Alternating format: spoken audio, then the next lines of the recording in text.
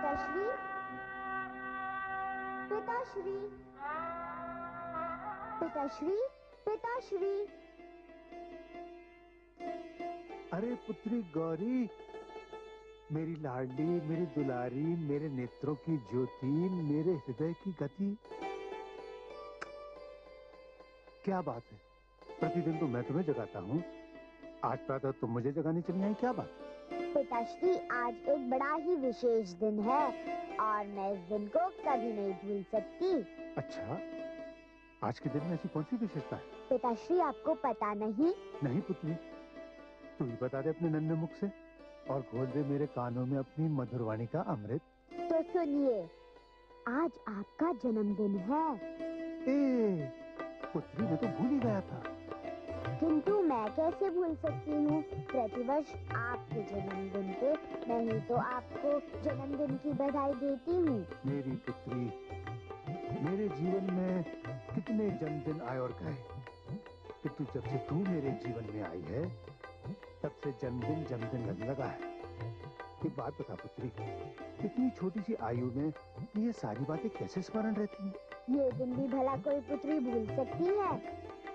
मैं तो जीवन भर आपको इस दिन सबसे पहले बधाई देती रहूंगी। पुत्री, इस बात को यही रहने दे, ऐसा कोई वचन न दे जिसको निभाना कठिन हो जाए। क्यों पिताश्री, कठिन क्यों हो जाएगा?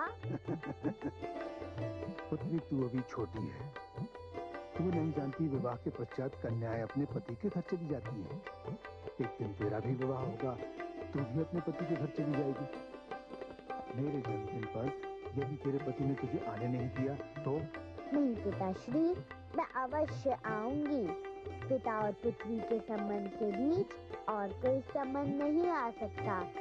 मैं विवाह के पश्चात भी आऊंगी, मैं अवश्य आऊंगी, किंतु तब आपको मुझे निमंत्रण देकर बुलाना पड़ेगा।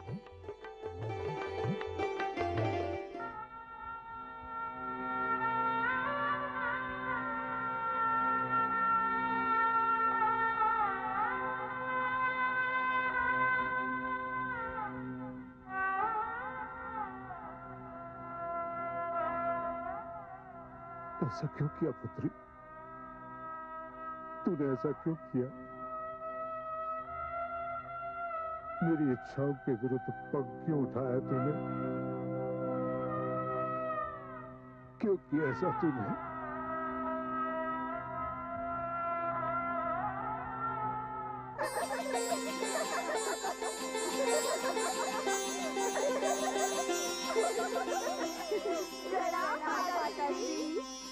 आओ मेरी पुत्रियों, तुम सबको देखकर मुझे बड़ी प्रसन्नता हुई। माताश्री, जीजी गौरी कहीं दिखाई नहीं दे रही, वो कहाँ है? तुम्हारी जीजी गौरी यहाँ कहाँ? सब कुछ तो तुम्हारे सामने ही हुआ, फिर भी ये प्रश्न कर रही हो। माते, क्या पिताश्री अब भी रुष्ट हैं? रुष्ट हैं? पहले तो वो केवल भगवान शिव से ही रुष्ट थे, किंतु अब तो वे तुम्हारी जीजी गौरी से भी रुष्ट हैं। पता नहीं किस बात का अहंकार है उन्हें। मैं जब भी उनके समक्ष तुम्हारे जीजा श्री की बात लाती हूँ, उनके मुख से दुर्वचन ही निकलते हैं। माताश्री, ये तो बड़ी ही दुर्भाग्य की बात है। ये बात सुनकर हमें बड़ी चिंता हो रही है। आप किसी भी प्रकार पिताश्री को समझाइए, उनसे कहिए अपने अहंकार में अपनी मर्यादा न भूलें, क्योंकि भगवान शिव का क्रोध बड़ा प्रलयंकर है। पिताश्री के इस दुर्व्यवहार से यदि भगवान शिव क्रोधित हो गए तो महा अनर्थ हो जाएगा और माताश्री पश्चाताप का अवसर भी नहीं मिलेगा। तुम्हारे पिताश्री ऐसी गागर के समान ही जिसे उल्टा रख दिया गया हो, जिसमें जल जाने का मार्ग तो है किंतु जल जा नहीं सकता।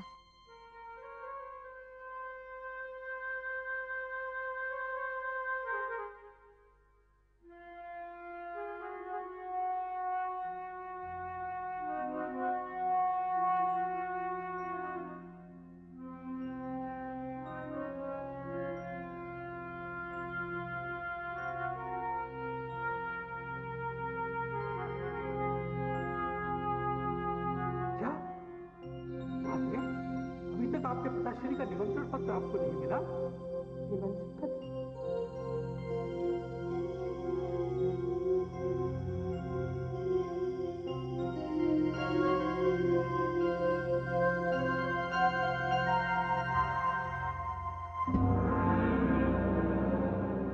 प्रणाम महादेव।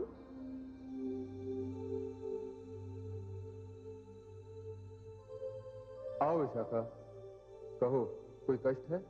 हाँ प्रभु, कष्ट का ही समाचार लेकर आपके पास आई हूँ। कष्ट का समाचार? हाँ प्रभु, न जाने क्यों प्रातःकाल से स्वामी देवी सती बहुत व्याकुल हैं तथा अस्वस्थ भी लग रही हैं और उन्होंने भोजन भी नहीं किया। अच्छा, मेरे लिए क्या आदेश है प्रभु? तुम चलो, मैं स्वयं आकर देखता हूँ। जो आज्ञा है।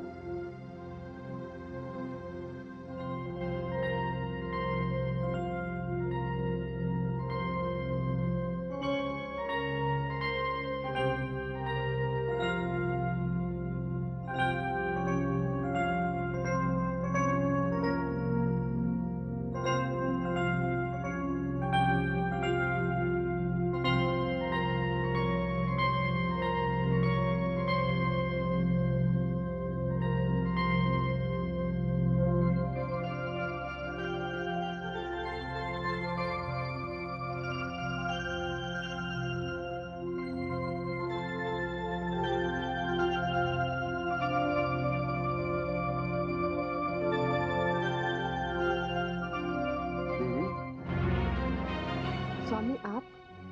क्या बात है जी, सब कुशल मंगल तो है? मैंने सुना आज आपने भोजन भी नहीं किया। नहीं स्वामी, ऐसा तो कुछ भी नहीं। कुछ तो है जी। वो ऋषि दधीची आए थे। अच्छा, वे तो हमारे बहुत ही प्रिय भक्तों में से हैं। हाँ, और इसी नाते उन्होंने मेरा भी बहुत सम्मान किया। पिताश्री के निमंत्रण पर वे उनके भवन गए हैं। आपके पिताश्री के निमंत्रण पर? हाँ स्वामी, पिताश्री अपनी षष्ठी पूर्ति के अवसर पर एक भव्य समारोह कर रहे हैं। अच्छा? हाँ देवाधिदेव, आप जानते हैं बाल्यकाल से ही जब भी पिताश्री की वर्षगांठ आती थी तो उन्हें सबसे पहले मैं ही जाकर बधाई देती थी। अभी विवाह से कुछ ही समय पहले उनकी वर्षगांठ आई थी और मैंने उनका अभिनंदन किया था। वे तो मेरे बिना इस समारोह का आयोजन करने की सोच भी नहीं सकते। स्वामी, वहां मेरी सारी बहनें आ चुकी होंगी। संभव है। और उनके साथ उनके पति भी आए होंगे। हाँ, यदि तुम्हारे पिताश्री ने उन्हें निमंत्रण दिया होगा तो अवश्य आए होंगे। स्वामी, मेरी बड़ी इच्छा है कि मैं भी पिताश्री के जन्मदिन पर जाकर उन्हें बधाई दूं और बाल्यकाल से चली आ रही इस परंपरा को टूटने ना दूं। आप चलेंगे मेरे साथ? मैं? हाँ, आप। देखिए दीदी, षष्ठी पूर्ति एक बड़ा समारोह होता है। इसमें आपके पिताश्री के समस्त मित्र, उनके सारे संबंधी निमंत्रण पाकर ही आए होंगे और हमारा बिना निमंत्रण पाए वहां जाना उचित नहीं होगा। देवी, नीति तो यह कहती है कि बिना निमंत्रण पाए अपने आराध्य के घर भी नहीं जाना चाहिए। सुनो, इस ओर ऋषि मुनि बैठेंगे, ये स्थान यक्षों और गंधर्वों के लिए है, और उस ओर मेरी आश्रित प्रजा बैठेगी। परंतु ये स्थान विशेष है, यहाँ केवल भगवान विष्णु, पिताश्री ब्रह्मा और मेरे जामाता ऋतुराज और सप्त ऋषिगण बैठेंगे। ध्यान रहे, यहाँ कोई और नहीं बैठेगा। और देवादिदेव भगवान शिव और माता सती कहाँ विराजमान होंगे? आइए आइए अथर्वण पुत्र दधीची, दक्ष के महल में आपका स्वागत। आपने मेरे प्रश्न का उत्तर नहीं दिया। प्रजापति दक्ष, आप अभी तक भगवान शिव माता सती के स्थान को निश्चित नहीं कर पाए। कदाचित आपने उन्हें निमंत्रण पत्र भी नहीं भेजा। देखिए आदरणीय, मेरी विनती स्वीकार कर इस यज्ञ में मेरा मार्गदर्शन करने के लिए आप सबसे प्रथम आए। इसके लिए मैं आपका हृदय से आभारी हूं। किंतु आप ये नहीं जानते कि शिव से विवाह करने के कारण मैंने पुत्री गौरी का त्याग कर दिया है। यहां तक मैंने उसे अपने हृदय से भी निकाल दिया है। क्या क्या कहा प्रजापति दक्ष? आपने माता सती का त्याग कर दिया? एक बूंद ये कहे कि उसने मेघों का त्याग कर दिया, क्या यह संभव है? एक पक्षी ये कहे कि उसने आकाश का त्याग कर दिया, इसका क्या अर्थ हुआ? यज्ञोदानम तपस्येवा पावनानि मनीषिणाम। जिसके मन में पाप है वो यज्ञ का अधिकारी नहीं होता। आप लाख बार भी माता सती का त्याग कर दें तो उससे कोई अंतर नहीं पड़ता, किंतु यदि एक बार माता सती ने आपका त्याग कर दिया तो आपको पूरी सृष्टि में कहीं शरण नहीं मिलेगी। अरे ये तो उपकार है उनका, जो आपके यहाँ जन्म लेकर उन्होंने आपको गौरव प्रदान किया। उपकार है भगवान शिव का, जिन्होंने आपका जामाता बनकर आपको सम्मान दिया। और आप ये कह रहे हैं कि आपने उनका त्याग कर दिया? प्रजापति दक्ष, अपनी भूल सुधारिए और शीघ्र अतिशीघ्र पवन दूत द्वारा उन्हें निमंत्रण भेजिए।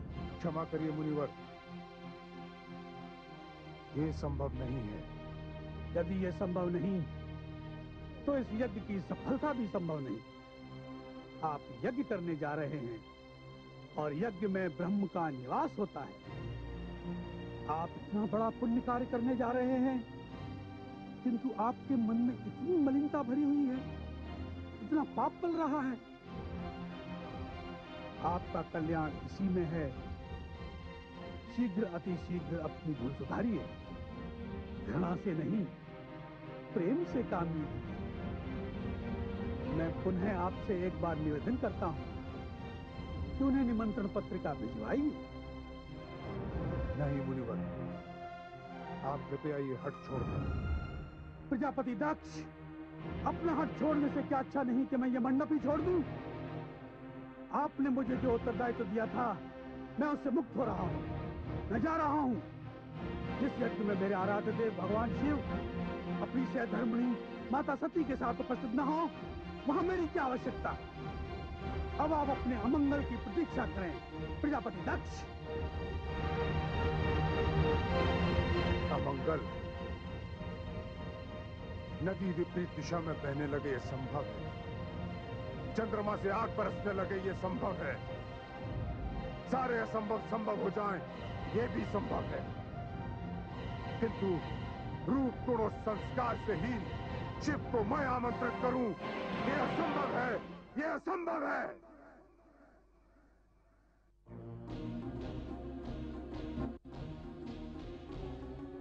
क्या बात है महादेवी, कुशल तो है?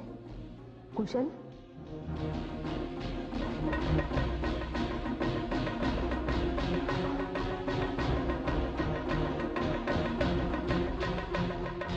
देवी परमेश्वरी है, मुझे आज्ञा दीजिए, मुझे अनुमति प्रदान कीजिए। कैसी आज्ञा? किस बात की अनुमति महादेवी? जगदम्बे, आपने देखा नहीं कि दक्ष के इस व्यवहार से मेरी इच्छा होती है कि इसी समय जाकर उसका वध कर दूं। ये आदि प्रजापति ब्रह्मा ने कैसे मानव को जन्म दिया है, जो पिता कहलाने के योग्य भी नहीं है। जिस कन्या को पिता का पूर्ण संरक्षण प्राप्त होना चाहिए, उसे संरक्षण के स्थान पर विरोध मिल रहा है। जगदम्बे, गौरी मेरा अंश है, नेत्र है।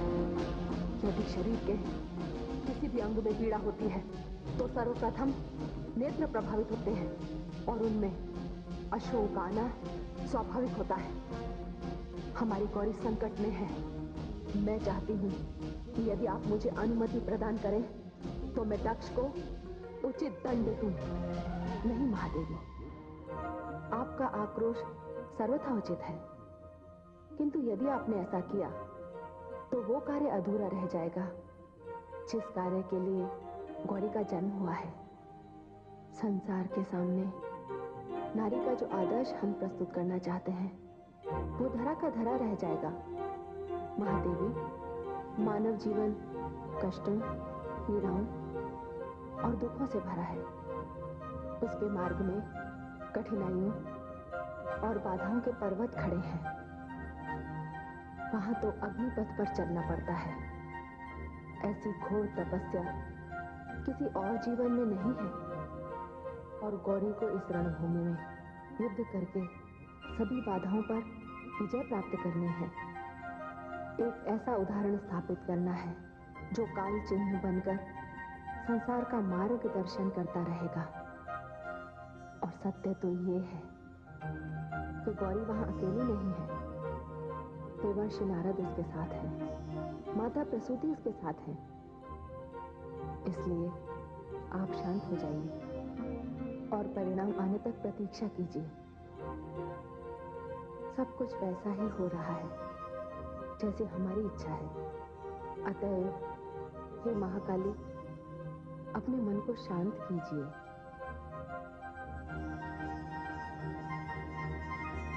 जैसी देवी परमेश्वरी की आज्ञा। देवी, आपकी बात ना मानकर मुझे दुख तो हो रहा है, किंतु ये बात आप भी जानती हैं और मैं भी, कि आपके पिताश्री के मन में मेरे प्रति कितनी घृणा है, कितना बैर है, कितना अहंकार है। और बिना निमंत्रण वहां जाकर हमारा जो अपमान होगा, मैं आपको उस भीषण परिस्थिति से बचाना चाहता हूँ। देवादिदेव, वे मेरे पिता हैं और आप उनके जामाता। इस नाते वे आपसे बड़े भी हैं और श्रेष्ठ भी। हाँ देवी, वे मुझसे सदैव श्रेष्ठ रहेंगे। मुझे आपके कथन पर वहां जाने में तनिक भी आपत्ति नहीं होती, यदि उन्होंने किसी को भी नहीं निमंत्रण भेजा होता तो। यदि आप क्षमा करें तो मैं आपसे कुछ निवेदन करूं स्वामी? कहो देवी। स्वामी, मेरे लिए तो वो घर मेरे पिताश्री का घर है।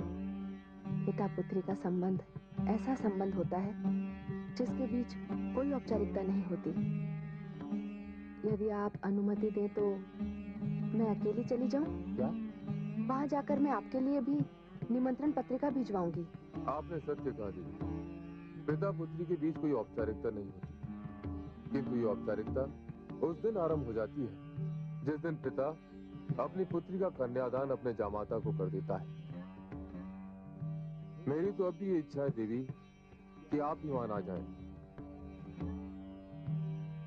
मैं जानता हूं देवी, जब सारी बहनें अपने पिता के घर एकत्रित हो रही हों और ऐसे अवसर पर आपका वहां ना जाना, ये विचार ही बड़ा कष्टदायी है। तब तो आप मुझे जाने की अनुमति दे दीजिए स्वामी। मैं आपको विश्वास दिलाती हूँ, मेरा इस प्रकार वहां जाना मेरे पिताश्री की प्रसन्नता का कारण बन जाएगा। वे सब कुछ भूलकर इस संबंध का मान रखेंगे तथा उनके मन का सारा मैल धुल जाएगा। मुझे जाने की अनुमति दे दीजिए ना देवादिदेव। देवी आदिशक्ति परमेश्वरी की न जाने क्या इच्छा है। वे इस स्थिति के निर्माण से न जाने क्या सिद्ध करना चाहती हैं। आप हट कर रही हैं कि आपको अपने पिताश्री के घर जाना है। मैं तो आपसे अब भी यही कह रहा हूं देवी कि आप वहां ना जाएं। किंतु आपके हट को देखते हुए मैं आपको वहां जाने की अनुमति दे देता हूं। आप सचमुच देवाधिदेव हैं, महादेव हैं, अद्वितीय दानी हैं, कृपा सिंधु हैं। इस समय तो मैं केवल आपका पति हूं। हे स्वामी, मैं जानती हूँ कि आप रुष्ट होंगे, किंतु न जाने क्यों मुझे ऐसा लगता है कि मेरे पिताश्री ने यज्ञ मंडप में आपका स्थान अवश्य सुरक्षित कर रखा होगा, क्योंकि हर व्यक्ति लोक निंदा से डरता है, उससे बचना चाहता है, और मेरे पिताश्री इसका अपवाद नहीं है। देवी, अब हम इस विषय पर कोई वार्तालाप नहीं करेंगे। स्वामी, आपसे अलग रहना मेरे लिए संभव नहीं है। हे कैलाशपति, वहां जाकर मैं आपको बुलवा लूंगी या स्वयं लौटाऊंगी।